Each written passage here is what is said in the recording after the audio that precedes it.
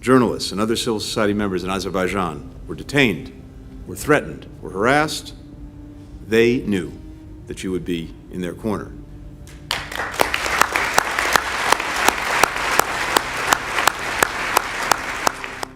Государственное телевидение Азербайджана продолжает свою последовательную политику и пропагандистскую кампанию по целенаправленному осуждению и демонизации Запада. Несколько дней назад я уже упоминал о взаимных заявлениях между США и Азербайджаном.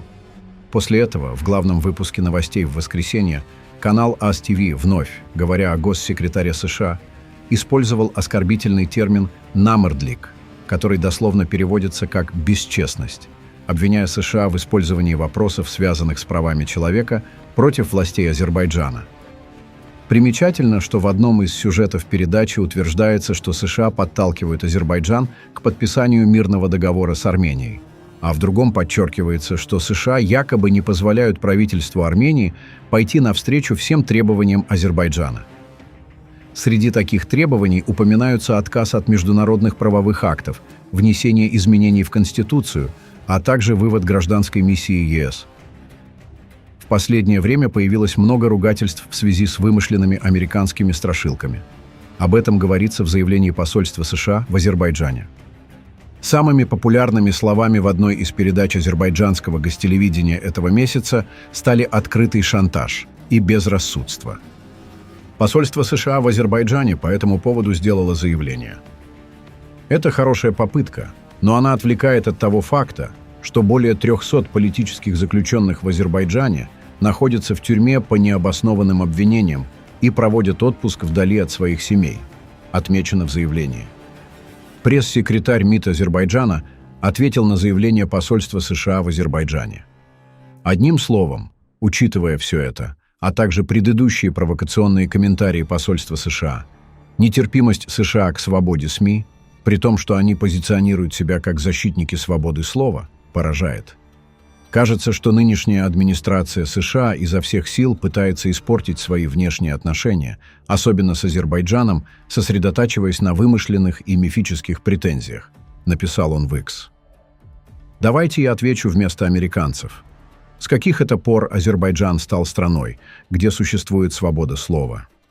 Вы и ваши блогеры боитесь даже взглянуть в сторону Алиева, в то время как в Армении люди могут свободно критиковать правительство, и за это им ничего не будет. Вы как были диктатурой, так ею и остались. Бывший министр иностранных дел Армении Ара Айвазян прокомментировал недавнее интервью Ильхама Алиева российскому государственному телевидению. В статье Айвазян анализирует ключевые аспекты заявлений Алиева, включая акцент на использование силы как основного инструмента внешней политики, попытки Азербайджана укрепить связи с Россией и Турцией, а также стремление окончательно изолировать Армению. Айвазян подчеркивает, что такие шаги требуют от Армении четкой стратегии в области безопасности, основанной на устойчивых союзах и сдерживании агрессивных действий Азербайджана. Он также критикует отказ Армении от обсуждения карабахской проблемы, который ослабил дипломатические позиции страны и усилил аппетиты Баку. По мнению Айвазяна, для продвижения справедливого и прочного мира необходимо вернуть вопрос прав народа Арцаха на международную повестку дня, создать группы поддержки Арцаха в разных странах и организовать диалог, включающий представителей арцахского народа. Он заключает, что реальный мир возможен только при соблюдении справедливости, иначе регион столкнется с очередным временным перемирием. Справедливый и устойчивый мир в регионе требует не только дипломатической работы, но и активного вовлечения союзников и защиты прав народа Арцаха на международной арене. Президент Турции Реджеп Тайип Эрдоган заявил, что пристально следит за ходом переговоров между Арменией и Азербайджаном.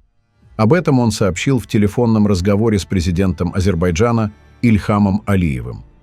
Как передают турецкие СМИ, лидеры обсудили ситуацию на Южном Кавказе, вопросы армяно-азербайджанского урегулирования и развития турецко-азербайджанских отношений. По словам Эрдогана, в Турции ожидают, что на Южный Кавказ с заключением мира придет стабильность и процветание. Апокалипсис на голову врагов Армении. Индийские СМИ сообщили, что Организация оборонных исследований и разработок ДРДО тестирует готовность к экспорту в Армению баллистических ракет малой дальности «Пролай» – индийский «Апокалипсис». Эта ракета является аналогом российских ракет комплекса «Искандер» и израильского комплекса «Лора». Как известно, оба комплекса применялись сторонами в ходе боев сентября-ноября 2020 года. Армия Азербайджана использовала ракеты комплекса «Лора» также в сентябре 2023 года. Индийская сторона завершила подготовку экспортной версии ракеты «Пролай» с урезанными характеристиками по дальности поражения целей, чтобы данный контракт соответствовал международным нормам. Ракеты, которые будут поставлены в Армению, будут иметь максимальную дальность 290 километров. На данный момент окончательно неизвестно, какая из модификаций ракеты будет поставлена в Армению, с боевой частью весом 500 килограммов или 1 тонна. Также неизвестно количество комплексов. Ракеты комплекса «Пролай» также заказаны для вооруженных сил Индии. В свою очередь, 23 декабря министр обороны Азербайджана Закир Гасанов принял находящуюся с официальным визитом в стране делегацию во главе с командующим сухопутными войсками Турецкой Республики генералом армии Сельчуком Байрактар-Оглу. Сообщается, была отмечена важность реализации надлежащих мер, связанных с исполнением Шушенской декларации, отражающей дружественные отношения глав двух братских государств. Министр особо подчеркнул роль стратегического партнерства между Азербайджаном и Турцией в обеспечении мира и стабильности в регионе. Было подчеркнуто, что состоявшееся на прошлой неделе в Анкаре заседание Азербайджано-турецкого военного диалога высокого уровня представляет важную значимость в обеспечении слаженности между армиями обеих стран. На встрече состоялся обстоятельный обмен мнениями о перспективах развития двустороннего сотрудничества в военной и военно-образовательной областях, а также по ряду других вопросов, представляющих взаимный интерес. И в конце очень важное заявление от телеграм-канала «Генерал СВР». Дорогие подписчики и гости канала, чем больше российское руководство осознает необходимость заканчивать войну в Украине, тем шире планы по дестабилизации ситуации в ближнем и дальнем зарубежье. Кризис в экономике и финансовой системе России, обусловленный в немалой степени санкциями, наложенными Западом, заставляет даже самых отъявленных ястребов в Политбюро думать о мире с Украиной, представив окончание войны против Украины победой. Но если окончание конфликта можно продать внутри России как победу, то на весь мир это транслировать вряд ли удастся. 3 года войны для второй армии в мире могут принести лишь незначительные и сомнительные приобретения в виде оккупации частей 4 областей Украины, а колоссальные потери живой силы личного состава и военной техники и падение собственной экономики с лихвой перекрывают негативом все ощущение победы. Именно поэтому в последнее время на столе у представителей руководства одной из башен Кремля опять оказались планы гибридных операций против Молдовы, Армении, Грузии и стран Прибалтики.